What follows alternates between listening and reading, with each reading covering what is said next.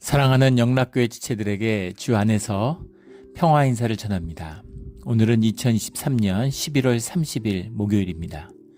오늘의 묵상 본문은 사도행전 2장 33절로 47절까지의 말씀입니다. 오늘 본문 말씀 3장 3절부터의 말씀은 이렇게 시작합니다. 하나님이 오른손으로 예수를 높이심에 그가 약속하신 성령을 아버지께 받아서 너희가 보고 듣는 건 이것을 부어주셨느니라. 이것이라고 하는 것은 지금 오순절의 성령 강림을 의미하는 것이죠. 성령의 강림을 부어주셨다라고 하는 기름 부음의 그런 표상을 이용하고 있는 것이죠. 성령이 찾아와 주셨다. 아버지의 영이고 또 예수 그리스도의 영이죠. 삼위일체의 영이니까 주님을 만나고 경험하게 되는 우리가 만나는 주님, 성령 하나님을 말씀하고 있습니다. 34절에 다윗은 하늘에 올라가지 못하였으나 친히 말하여 이르되 주께서 내 주에게 말씀하시기를 내가 내 원수로 내 발등상이 되게 하기까지 너는 내 우편에 앉아있으라 하셨도다. 오른손으로 예수님을 높이셨다. 오른쪽에 앉았다라는 건 우리가 생각하는 이런 물리적인 공간의 좌우는 아니겠죠. 오른손이라고 하는 것은 이제 권능의 상징입니다. 이게 문화적인 표현이죠. 그런 상징적인 의미, 주님의 권능 가운데 이루어진 일이다라는 의미지 뭐 왼쪽이 있고 오른쪽이 있고 이런 의미는 아니라는 거죠. 역사적으로 무슨 하나님이 계시고 또 주님이 실제로 뭐 이렇게 앉아 있는 것 같이 그렇게 묘사된 성화도 있습니다. 근데 그런 거는 이제 인간의 인지의 한계를 의미하는 것이죠. 시각적으로 보는. 삼위일체 하나님이신데 뭐 가면은 뭐 하나님 따로 있고 예수님 따로 있고 이런 게 아니겠죠. 한 분 하나님이신 거죠. 그래서 오른손으로 오른쪽으로 그런 것은 이제 하나님의 본질이 그리스도로 현현했다. 우리가 만나는 메시아가 예수님을 통해서 하나님을 만나게 되는 거죠. 하나님은 초월이신데 하나님이 계시지만 하나님을 우리가 경험할 수가 없잖아요. 이 땅에 오신 예수님을 통해서 하나님을 만나게 된 것이죠. 또 예수님이 보혜사 성령을 보내주심으로 우리가 인격이신 예수님과 교제할 수 있는 것입니다. 예수님이 우리와 함께 하시는 거죠. 근데 여기 나오는 그 시편 110편 1절의 말씀이죠. 주께서 내 주에게 말씀하시기를. 이것이 이제 여러 가지 이제 역사적으로 논란이 됐던 그런 이제 본문입니다. 그 사실은 이것이 이제 뭐 메시아에 대한 이야기다라고 지금은 흔히 얘기하지만 그건 예수님이 이 말씀을 인용하셨기 때문이에요. 유대 미슈나의 어떤 주석을 봐도 이것을 메시아로 해석한 그런 본문은 없다고 그럽니다. 근데 역사적으로 보면 주께서 주는 이제 주님이죠. 내 주가 누구냐는 겁니다. 그래서 이것을 이제 다윗의 시니까 뭐 아브라함이다 뭐 이런 이야기도 있고 사실은 다윗 때의 얘기지만 다윗에게 헌정된 시라서 이것이 다윗이다 뭐 이렇게 보는 견해도 있고 그게 아니라 이 시가 뒤에 편집된 것이 히스기야 왕 때이기 때문에 시편이 히스기야 왕을 얘기하는 거다 뭐 이런 식의 해석도 있지만 본문의 의미 주님이 밝혀주신 대로 다윗에게 있어서 다윗이 만난 주님이 있고 그 주에 주가 있는 것이죠.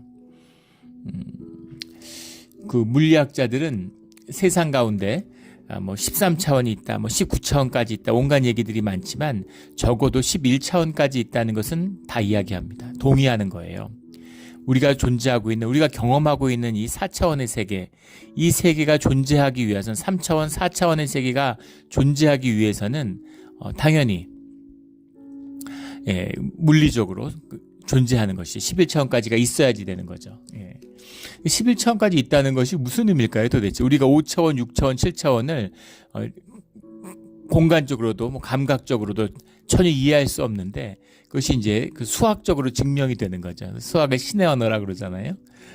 수리적으로 논리적으로 증명이 되는 것입니다. 근데 우리가 경험하거나 감각적으로 알 수 있는 것이 아니에요. 우리가 알 수 있는 것은 기껏해야 3차원, 또 4차원, 4차원도 좀 엄밀하게 이해하지 못하죠. 이것은 이제 우리가 흔히 말하는 3차원이고 물리학적으로 얘기하면 4차원이고, 이제 우리가 흔히 얘기하는 4차원은 물리학적으로 말하면 5차원이 되겠죠. 5차원이라는 것을 우리가 지각적으로 느낄 수 있고 사고할 수 있는 것이지 6차원, 7차원이 가면 그것도 안 되는 겁니다. 수학적으로는 증명이 되는 거예요. 11차원까지. 그런데 주님을 그걸 창조하고 만드신 주님은 어떤 분이실까요? 우리 눈에 보이는 것.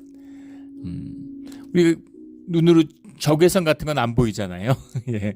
그러니까 여러 다양한 선이 있는데 우리가 볼 수 있는 것과 볼 수 없는 것이 정확히 구별되어 있죠. 들을 수 있는 소리와 들을 수 없는 소리가 주파수로 정확히 구별되어 있습니다. 근데 그 모든 것을 뛰어넘는 그 모든 것을 창조해 주신 주님을, 그 초월적인 주님을 만난다는 건 우리 경험 안에 제한된다는 거잖아요. 근데 우리가 어떻게 주님을 만날 수 있겠습니까? 그래서 내가 만난 주님은 나의 주인 거죠. 예. 주께서 나의 주에게 말씀하시기를, 내가 주님을 통해서 말씀을 들었지만 그것이 나의 주에게 주신 주님의 말씀인 겁니다. 이것이 메시아의 말씀인 거죠. 예수님이 말씀하신 그대로. 근데 이 말씀을 이제 그 그리스도를 알지 못하는 자들, 예수님의 성령을 만나지 못한 자들은 이해하기 어려운 것이죠. 36절에 그런즉 이스라엘 온 집은 확실히 알지니 너희가 십자가에 못 박은 이 예수를 하나님이 주와 그리스도가 되게 하셨느니라. 이 다윗이 고백했던 주, 예수님이 말한 그대로죠. 다윗의 뿌리다, 이렇게 다윗의 뿌리에서 나왔다 하고 얘기하니까 주님이 말씀하신 거잖아요.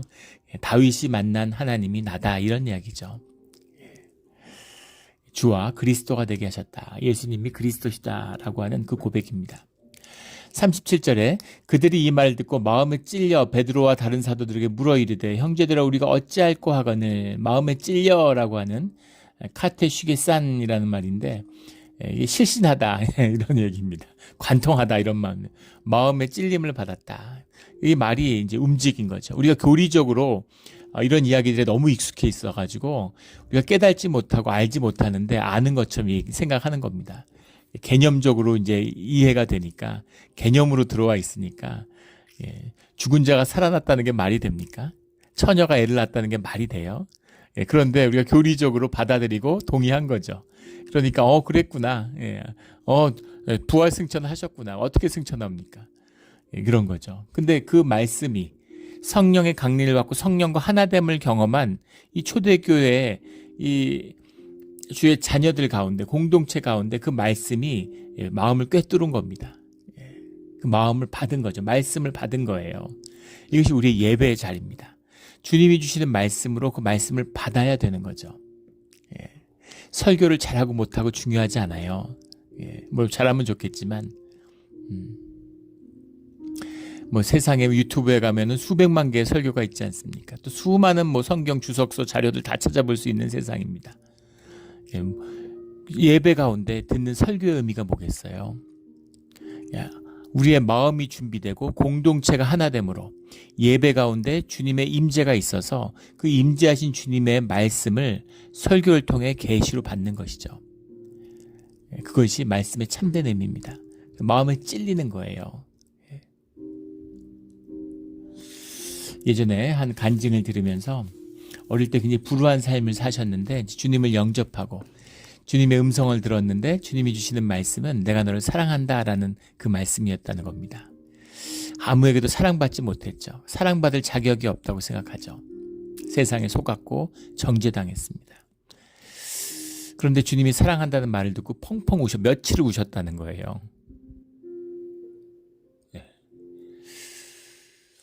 너무 통곡을 하고 눈물이 터졌다. 주님이 사랑이시고 주님이 사랑한다는 거 모르나요? 수도 없이 들었지 않습니까? 성경에도 나오고 주님은 사랑이시라고, 주님은 우리를 사랑하신다고. 근데 그것이 그냥 개념인 거죠. 생각인 겁니다. 근데 내가 진실해져서 내 진실의 아픔으로 나의 존재로 주님의 말씀을, 살아계신 주님의 음성을 들었을 때 그때 그 감격이, 그 말씀의 은혜가 터지는 거죠. 예전에 이제 아버지 학교라고 한국에 있을 때 이제 그런 프로그램들을 하잖아요. 근데 그 프로그램을 이제 아버지 학교를 따라서 어머니 학교라는 것도 이제 했었어요. 어머니 학교를 하는데 한 자매의 이제 고백입니다. 숙제를 내주잖아요. 뭐 이제 어머니한테 편지 한번 써라. 근데 거기 친정 어머니 집에 가서 하루 자고 오기라는 숙제가 있었는데, 친정 어머니 집에 이렇게 가는데 친정 어머니하고 사이가 안 좋은 거죠. 어머니가 아버지를 앞세우고 딸들을 키웠는데 이제 굉장히 뭐 험한 세상을 살아내기 위해서 아주 드센 분이었던 것 같아요. 그래가지고 뭐 너무 강하고 너무 드세니까 어머니보다는 이제 뭐 아버지 같은, 그게 이제 결손 가정의 큰 아픔이죠. 따뜻하게 보듬어주고 양육해주는 어머니 역할이 아니라 지키고 서포트하는 그런 아버지 역할만 이제 강조된 거죠. 그래서 어머니의 남성성만이 두드러지다 보니까 이제 어머니에 대해서 그런 따뜻한 기억이 별로 없는 거죠. 상처가 많은 거예요. 또 말도 거칠게 하고. 그래서 어머니하고 최소한의 대화밖에 안 하고, 어머니하고 뭐 어머니지만 뭐 그렇게 살가운 그런 게 전혀 없는데, 숙제니까 어머니 집에 가서 자는데, 옆에 누워서 자는데,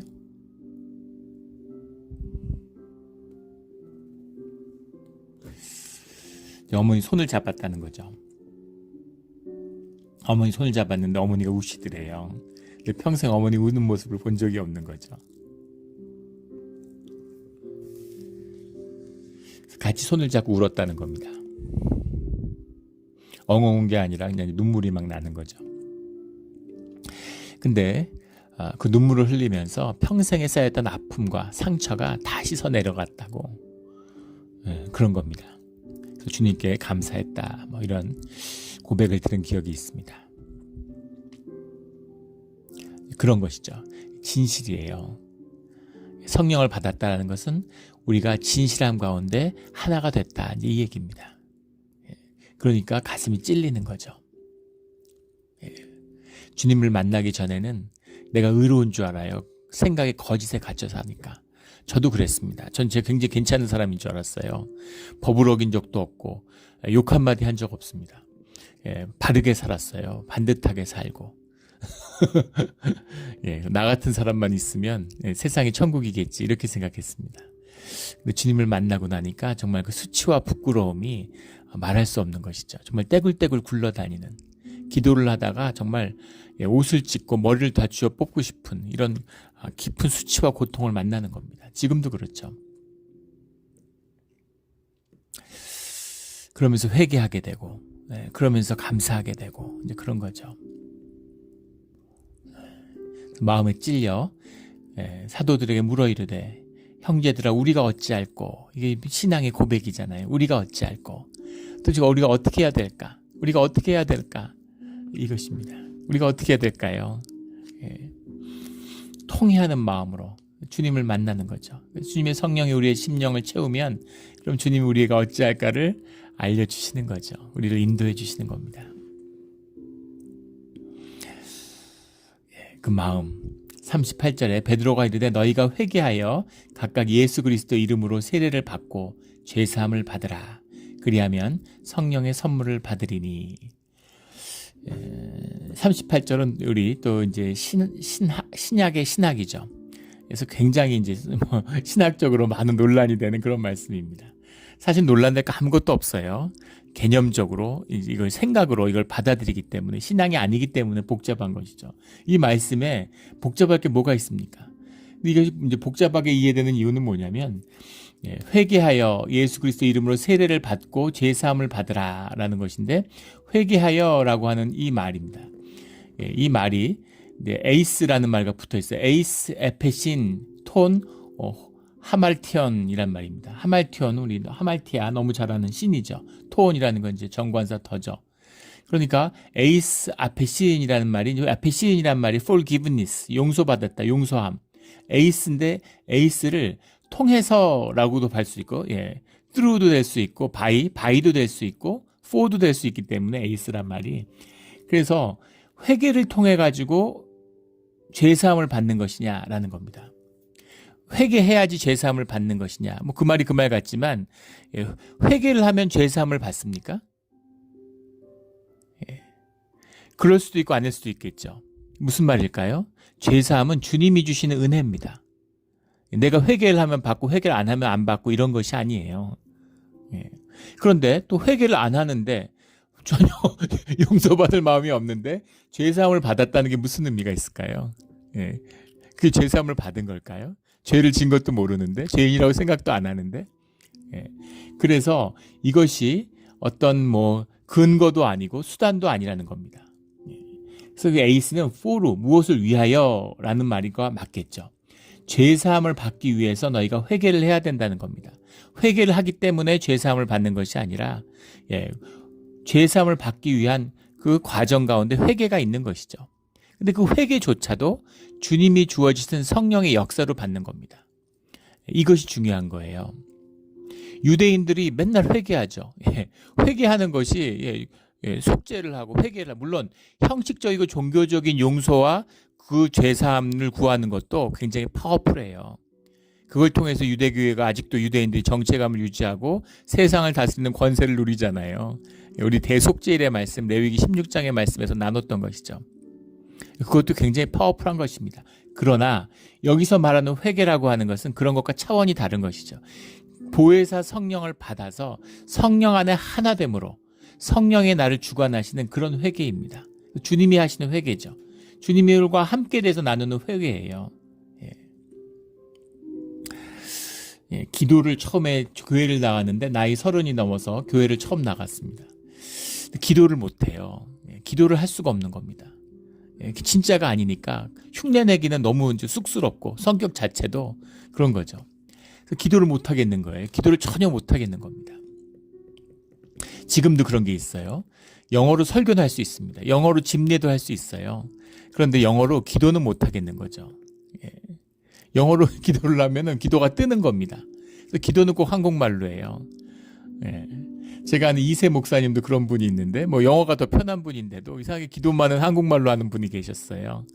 근데 그게 어떤 마음인지 이해합니다. 그러니까 이게 뜨는 거예요. 내 존재에서 뜨는 겁니다.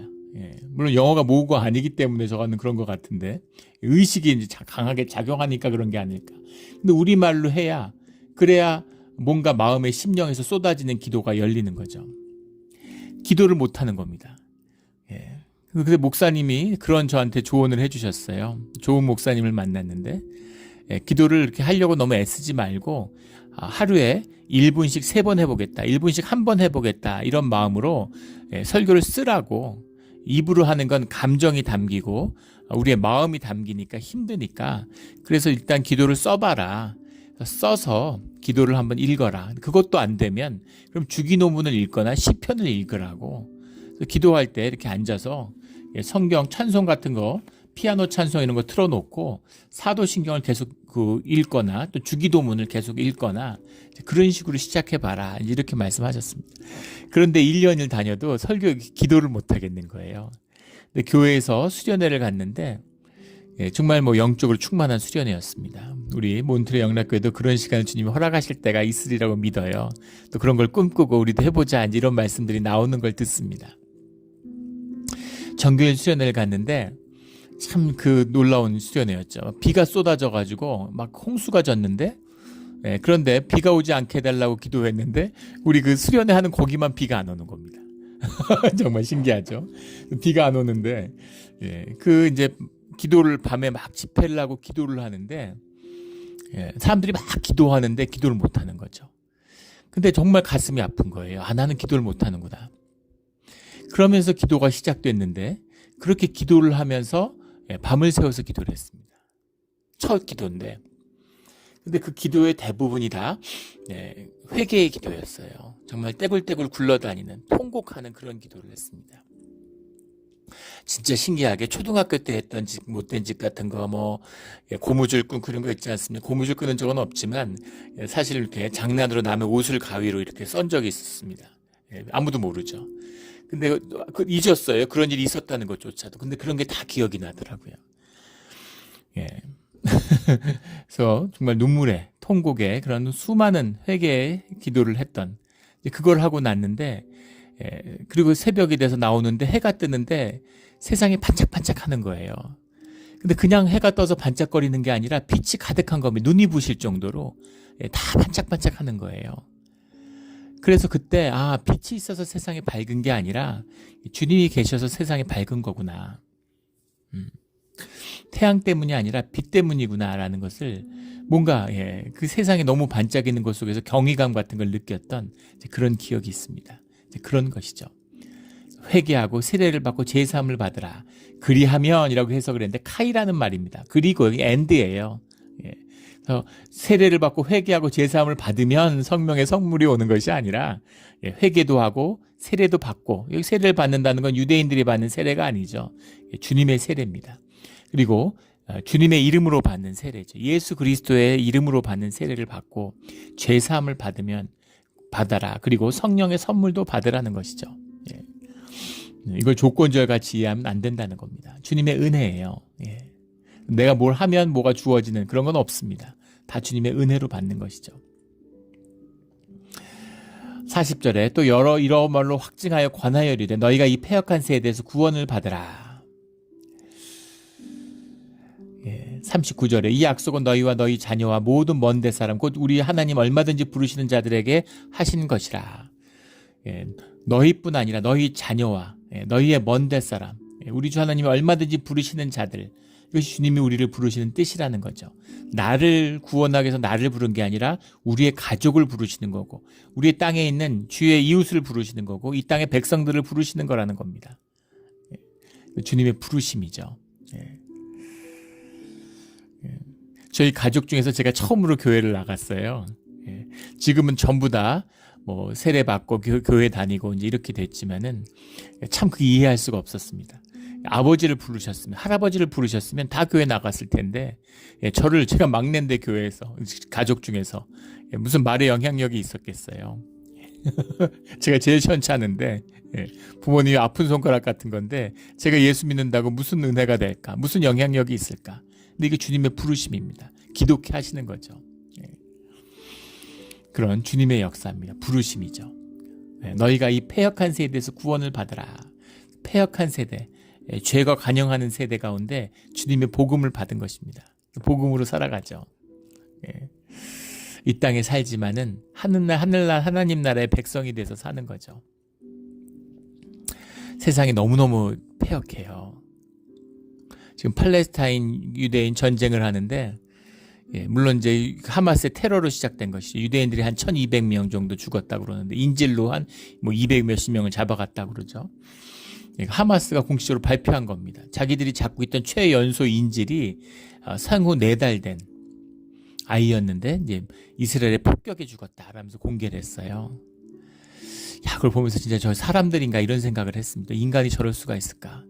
어떻게 4달 된 아이를 인질로 잡고 있을 수가 있습니까? 9살 된 여자애를 인질로 잡다가 풀어줬죠.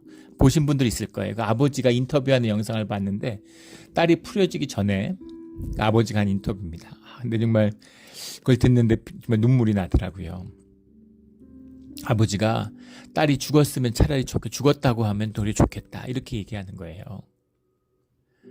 9살짜리 여자인데 살아있으면 어떠한 고초를 받을까, 이게 두렵고 걱정되는 것이죠.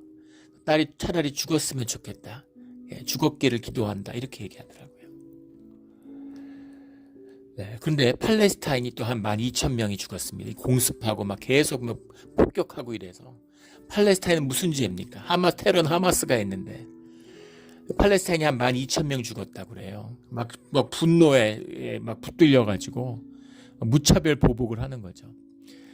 지금 있는 가자지구 말고 서안지구라는 데서도 한 500여 명이 죽었다 그러죠. 보복으로. 막 사람들 총 쏴 죽이고 아무나. 근데 죽은 12,000명 중에 5,000명 정도가 아이들이랍니다. 아이들이 무슨 죄가 있어요? 있을 수 없는 범죄인데. 지금 우크라이나 전쟁에서도 민간인만 10,000명 이상 죽고 군인만, 청년들이잖아요.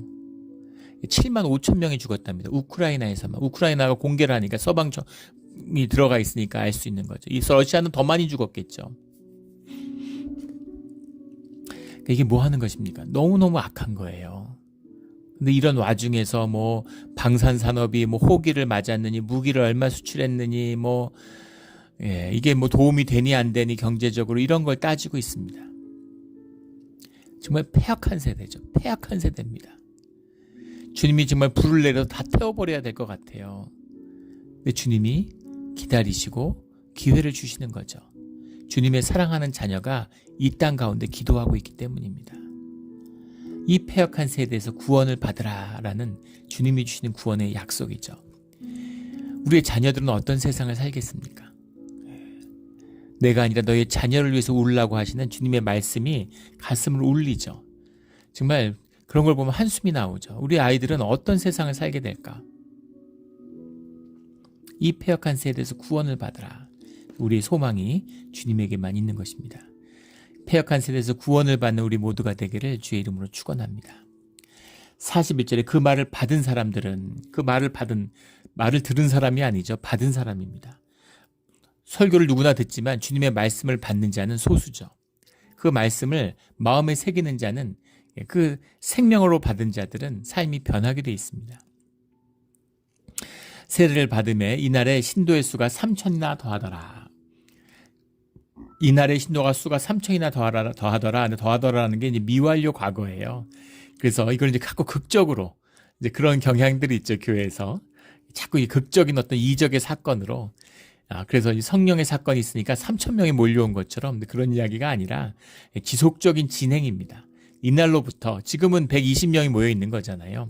이날로부터 계속 신도의 수가 늘어나서 예루살렘 교회의 그 공동체 가운데 그 숫자가 3,000여 명 가까이 됐다라는 얘기입니다. 그런데 이 예루살렘에 물론 뭐 6월절이나 이런 뭐 절기를 맞으면, 초막절이나 이러면 사람들이 많죠. 막 몰려 들어가지고 뭐 수십만이 육박했다고 그래요. 근데 평소에는 뭐 2만 5천, 3만 명 정도에 불과했다고 합니다. 그것도 큰 인구죠. 고대 도시에서. 또 상하수도나 주택 이런 게 돼 있던 때가 아니잖아요. 그런데 3,000명이 크리스찬이 됐다는 게 이게 말이 되느냐, 뭐 이렇게 이제 문제 제기를 하는 분들도 많은데, 또 3,000명이 모여서 집회를 할 수가 있느냐. 네, 근데 사실은 과학적으로도 이게 증명이 된 건데 3,000명이 모여서 충분히 지형적으로 집회를 할 수가 있다는 겁니다. 마이크가 없어도 충분히 설교도 하고 들을 수가 있다 그래요. 예.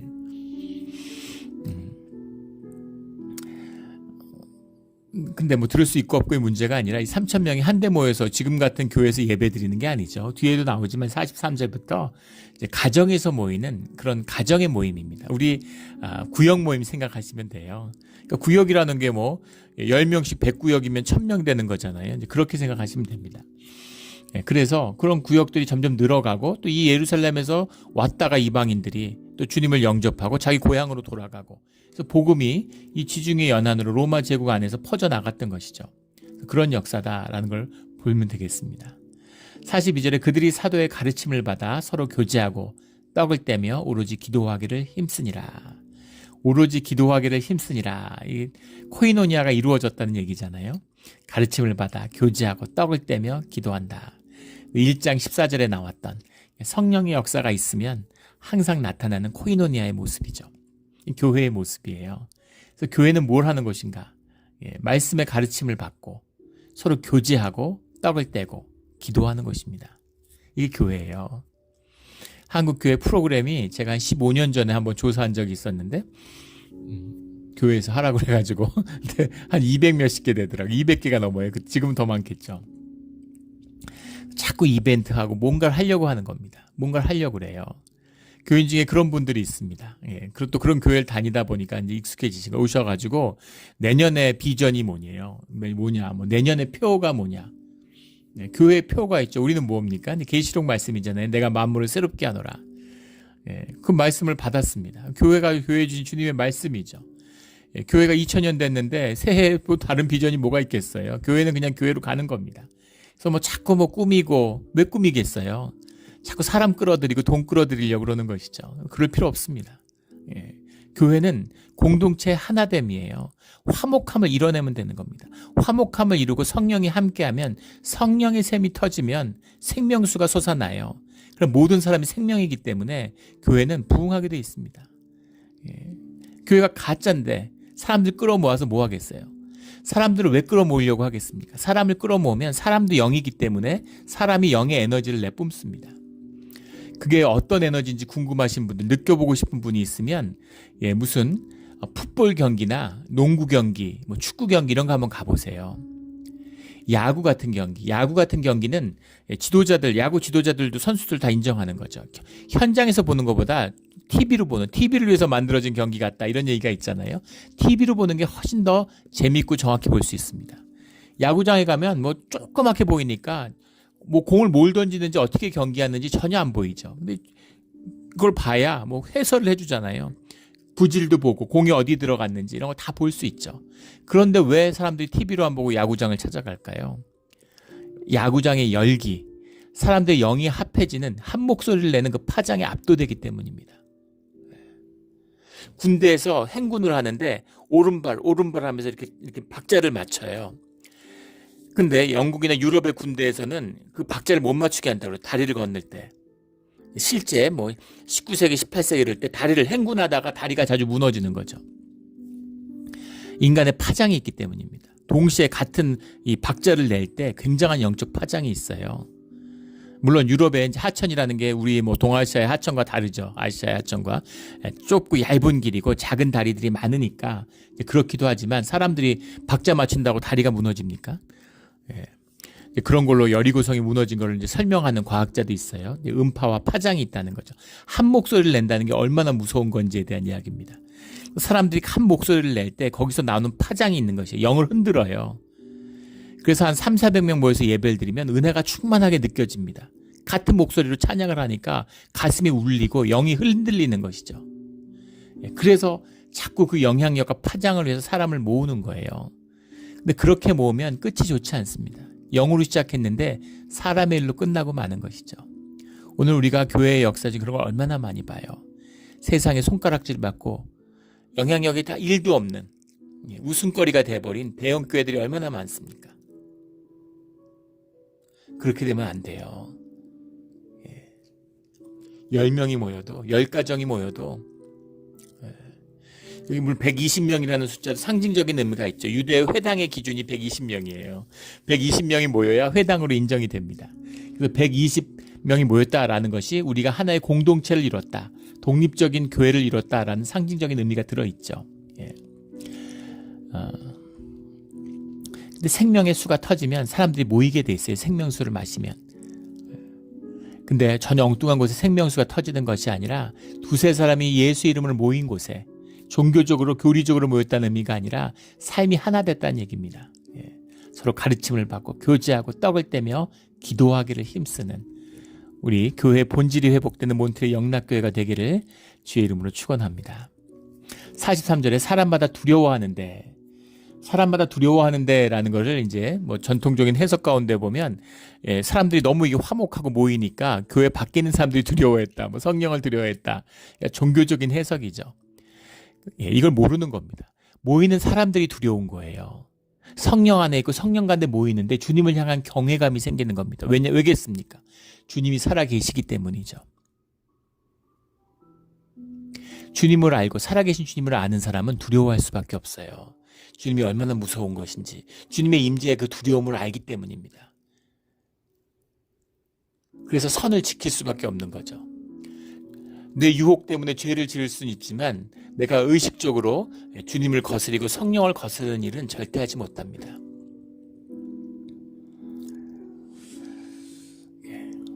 교회가 막 다툼이 나고 예배 가운데 몸싸움을 하고 어떻게 그럴 수 있을까요? 인간은 그럴 수 없습니다.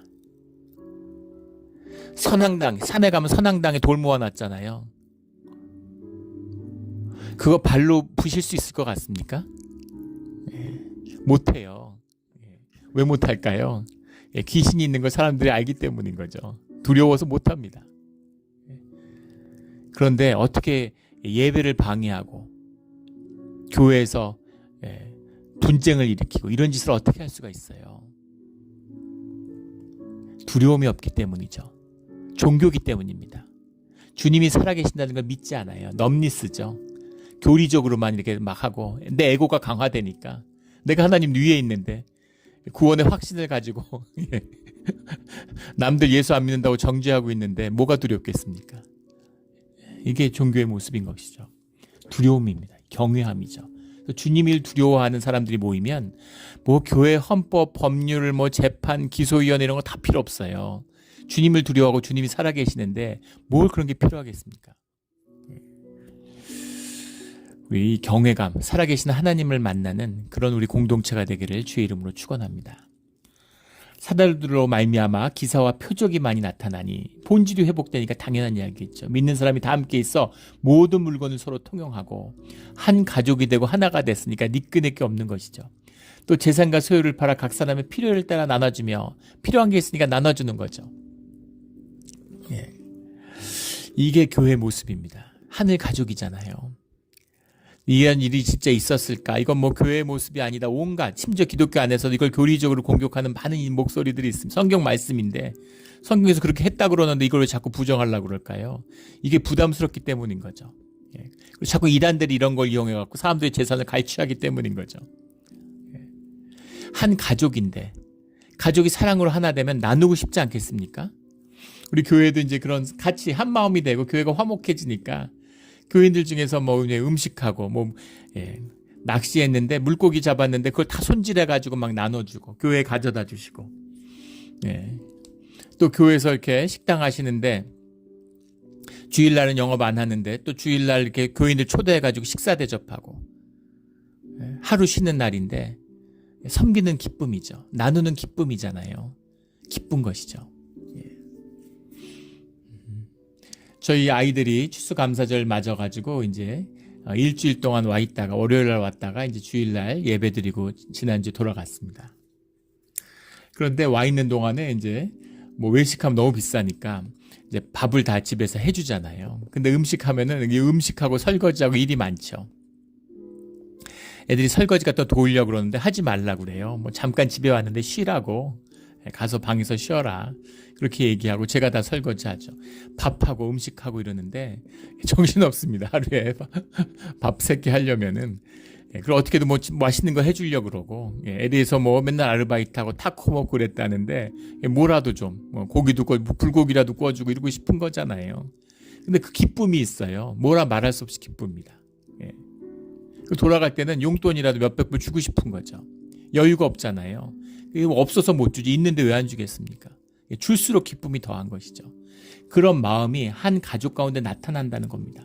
사랑으로 하나 되고 그것을 맛보는데 당연한 얘기잖아요. 당연한 얘기인데 도저히 있을 수 없는 얘기처럼 느껴지는 거죠. 부부가 딴 주머니 차고 자식하고 부모가 돈 때문에 재판으로 싸우고 그런 폐악한 세대 가운데 살고 있는데 가족도 부부도 못 나누는데 그런데 어떻게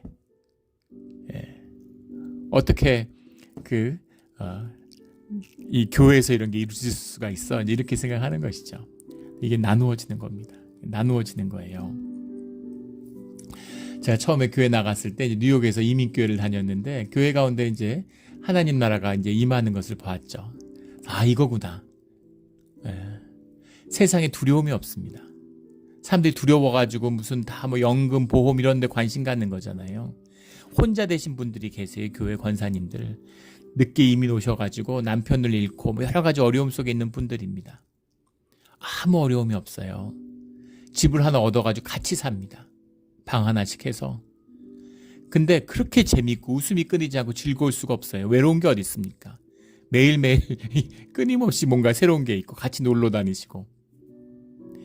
약국하는 그 장로님이 계셨는데 매일 영양제 갖다 영양제가 쌓여 있어요. 가면 영양제를 나눠주십니다. 하도 많아서. 밥솥만 있어요. 밥만 해서 드시면 되는. 반찬은 항상 갖다 주니까. 서로 차 태워가지고 또 교회에서 뭐 온천도 가지 단풍 구경 가지. 여긴 단풍 구경이 없지만 동부는 또 단풍 구경이 한국 단풍은 뭐 저리 가라죠. 동부에 이런데 특히 뭐 뉴욕 같은데 뉴욕이 이제 진짜 별로죠 날씨가. 그런데 가을은 진짜 아름답습니다. 눈물이 날 정도로 아름다워요. 단풍이 얼마나 아름다운지. 온천도 가고 뭐 스키장도 눈 구경도 가고 가정에서 계속 초대하고 즐겁고 기쁘고 뭐 아무 문제가 없습니다. 우편물이 오면 다 모아놓으세요. 그래가지고 그거를 교회에 갖고 오면 교회에서 나중에 방을 하나 내줬습니다. 교회에 젊은 변호사가 있어요. 청년이. 그래서 그 청년이 이민 변호사인데 그 이민 서류부터 해서 뭐 각종 서류들 공과금을 서류를 변호사가 처리하려면 미국에서 어떤 사람들일까요? 뭐 큰 재벌 정도 돼야 되지 않겠습니까? 모든 개인 우편들 다 읽고 다 처리해 줍니다. 또 뭐 한의사 이런 분들 침 놔줘, 뭐 간호사 하는 분들, 의사분들 와가지고 약 필요하면 처방전 다 써주지. 교회에서 주사도 놔주지. 뭐 다 해줘요. 아무 삶에 걱정이 없는 겁니다. 공동체의 힘이죠. 가족이 돼서 살아가니까.